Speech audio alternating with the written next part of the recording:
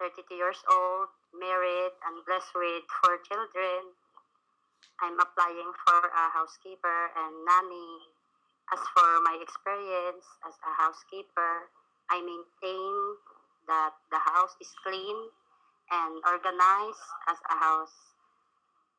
My duties and responsibilities are sweeping, mopping, and vacuuming the floor, clean the toilet, washing and ironing the clothes, wiping surroundings, watering the plants, changing bed linings, cooking, and many more, ma'am.